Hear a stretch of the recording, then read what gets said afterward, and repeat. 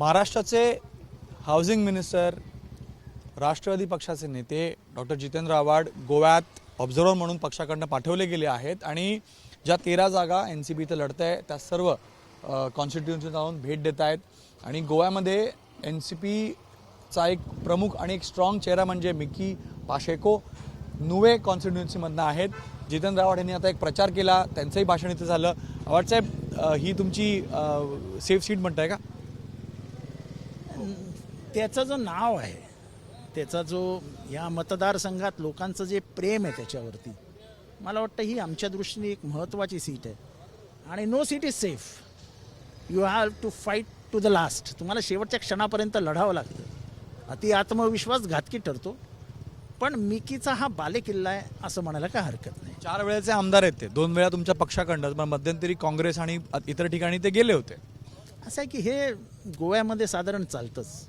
गोव्याच्या राजकीय संस्कृतीमध्ये याचा अंतर्भाव आहे, त्याच्यामुळे ह्याच्यावरती फार बोलणं काही संयुक्तिक नाही. आपण अनेक विषय इथं मांडलेत, जसं मिकी म्हणाले बेरोजगारी, ड्रग्स, गोवन कल्चर. काल तुमचं एक ट्विटही होतं की एक चर्च खूपच महत्त्वाची भूमिका यावेळेला या निवडणुकीत पार पाडणार आहे आणि काही तुम्ही रेफरन्सेसही दिले की कशा प्रकारे ख्रिश्चन कम्युनिटीसाठी द्वेष जो आहे तो भारतामध्ये दिसून येतो, गोव्यामध्ये खास करून. असं आहे की उत्तर भारतामधल्या चर्चच्या समोर सॅन्टाक्लॉज जाळण्यात आला. आता लहानपणापासून सॅन्टाक्लॉज ही एक इमॅजिनरी फिगर आहे, म्हणजे एक असंच आपल्या डोक्यात एक असतं. त्याचा अर्थ एवढा आहे की तुमच्या घरी तो आनंद घेऊन जातो. लहान पोरांच्या उशाला आपण चॉकलेट ठेवतो, एखादं खेळणं ठेवतो आणि मग उठल्यावर त्याला सांगतो, अरे सॅन्टाक्लॉज रात्री येऊन गेला, तुझ्या उशाखाली हे ठेवून गेला. हा आनंद आहे. आनंद वाटणारा सॅन्टाक्लॉज ही काही ख्रिश्चनांची निशाणी नाही आहे, पण ती ख्रिश्चनांची निशाणी असं दाखवत तुम्ही त्या चर्चच्या बाहेर त्या सॅन्टाक्लॉजला आग लावलीत आणि सॅन्टाक्लॉज मुर्दाबाद, सॅन्टाक्लॉज मुर्दाबाद. हे काय आहे? म्हणजे जो समाज अतिशय शांत आहे भारतभर, त्यांच्या 12 वाजताचा सर्वात प्रमुख मास असतो 24 तारखेला, by the name of the God and the Father and the Holy Spirit amen. तिथे जाऊन तुम्ही गोंधळ घालणार? म्हणजे मुसलमान झाले, दलित झाले, ख्रिश्चन झाले, शिखांना खलिस्तानी म्हणून झालं, म्हणजे देशामधल्या प्रत्येक धर्मीयांना तुम्ही काय नाराजच करायचं ठरवलंय का? तेच काल जे कर्नाटकात झालं, आता मला समजत नाही लोकांनी काय कपडे घालावे. जीन्स घालू नका, शॉर्ट स्कर्ट घालू नका, हिजाब घालू नका. कर्नाटकाने एक मिनिस्ट्री काढावी, ड्रेसिंग मिनिस्ट्री. म्हणजे मी ड्रेस काय पारा स्टायलिश असतो ना, ड्रेसिंग स्टायलिस्ट, तशी एक designer Karnataka minister, designer minister, असं काहीतरी करा. कारण का तुम्हीच ठरवणार पोरींनी काय घालायचं, पोरींनी काय. हा जो परिणाम आहे ना डोक्यावरती, हा स्त्री द्वेषाचा आहे. हा स्त्री द्वेषातनं हा सगळं निघतंय. कारण का ज्या पुस्तकाच्या मागे आहेत, कारण काय संविधान मानायलाच तयार नाही. आता संविधानाने कोणाला कुठलेही कपडे घालायला अलाउड केलेलं आहे, पण यांच्या मनुस्मृतीमध्ये स्त्रियांबद्दल जे घाण लिहून ठेवली आहे, ती घाण यांच्या डोक्यात आहे आणि त्या डोक्यातनं ती घाण बाहेर पडते आणि असे विकृत कार्यक्रम केले जातात. मिकीला काय प्रश्न विचारतो. मिकी, तुम्हाला काय वाटतं, आप इस एरिया में नुवे कॉन्स्टिट्यूंसी आपका एक तरह से स्ट्रॉन्ग होल्ड है, लेकिन कांग्रेस की तरफ आप थे पहले और आपकी पूरी स्टेट फाइट जो थी वो कांग्रेस के साथ है. यहाँ कॉन्स्टिट्यूंसी में किसके साथ है फाइट? नहीं, अभी तो कांग्रेस है और इंडिपेंडेंट वो जो पहला इधर आमदार था बीजेपी में, उन दोनों का बस लड़ाई है. मेरे कुछ फर्क नहीं, मेरे को कुछ फर्क नहीं पड़ता है.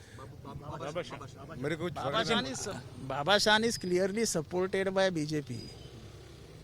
He has come as an independent.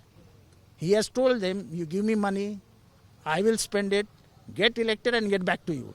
So never trust Baba Shan. Baba Shan is a treacher and will remain a treacher. Mickey, but आपके खिलाफ एक जो कैंपेनिंग चल रही है, आपके पुराने केसेस का हवाला दिया जाता है, कैसे आप जो है डरा के लोगों को रखते हैं, ये सब बातें आपके खिलाफ कैंपेनिंग में वो कहाँ है? कौन सा केसेस का बात कर रहा है? कौन सा केस है मेरा ऊपर? कोई केस नहीं, कोई भी केस नहीं. ऐसा तो एक ही तो केस है इनकम टैक्स का, वो तो मैं लड़ता हूँ. कुछ फर्क नहीं। मैं ये देश का नागरिक को किसी को लगता है देश को किसी ने टैक्स भरना है तो भर लेगा मैं, लेकिन ऐसा पॉलिटिकल गिमिक करके वैसा ही बढ़ाया कि इनकम टैक्स वो तो मैं भर लेगा, वो तो ट्रिब्यूनल में है, चलता है चलेगा और वो भी जीत जाएगा। मैं को मेरे को कुछ पार्टी की तरफ से सपोर्ट मिल रहा है, ऑब्जर्वर आ रहे हैं, 13 जगह आप कॉन्टेस्ट करें लेकिन यहाँ पर आए हैं तो उनको भी लगता है कि इस बार मिकी पाशेको दोबारा से विधानसभा जाएंगे। वो तो मैं जीतेगा इसका पहला भी शरद जी का, प्रफुल्ल भाई का, साहब नवाब का, मेरे को हर टाइम मेरे को तो उन लोग का ये सपोर्ट था। अभी का बात नहीं करता मैं, पहला ही तो मैं दो बार जीता हुआ, 2005 में और 2007 में, और मेरे को इन लोग का हाथ मेरा सिर पे है। मैं एक हर तरह से मैं जीतेगा और जीत के दिखाऊंगा। जो मैंने यहाँ जो लोगों का विश्वास है मेरा ऊपर, वो विश्वास लोग वापस रखेगा। 2017 में क्या हुआ क्या नहीं हुआ इन लोग को पता चला। जो मिकी का बाद आमदार था उसका क्या अंतर है, मेरा अंतर क्या है, और मेरा पहला इधर आमदार था उसका अंतर क्या है, उन लोग को पता चला। इसलिए आज आपने देखा इतना सारे लोग इधर इकट्ठे हुआ, क्यों? हाउस कैंपेन होगी। एक मेरा आखिरी सवाल आपसे, अगर आप जीत के आते हैं और फ्रैक्चर्ड मैंडेट आता है, और क्योंकि गोवा में 40 में से एक कैंडिडेट जो जीत के आता है वो बहुत इंपॉर्टेंट रहता है, तो आप किसके साथ जाएंगे? एक बहुत बड़ा सवाल है। पार्टी लाइन क्या कहेगी, आप क्या कह रहे हैं? नहीं, मैं जो पार्टी लाइन क्या बातें होता है इन लोग का बातें पे जो मैं चला जाऊंगा, वो बातें वो पार्टी का बातें का विरुद्ध नहीं चलाऊंगा। लेकिन सेक्युलर फोर्स के साथ ही आप लोग रहो। ये तो अपना यही है, सिरकुल का साथ ही जाएगा। नाही we have to safeguard secularism in this, म्हणजे ह्या देशातला धर्मनिरपेक्षता आपण वाढवली पाहिजे. आणि मला तर भीती वाटायला लागली आता.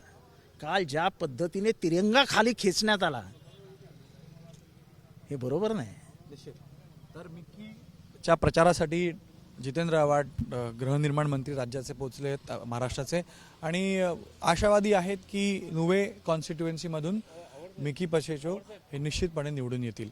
कॅमेरामॅन अनिल सनगरेसह गणेश ठाकूर, ABP माझा, नुवे, गोवा.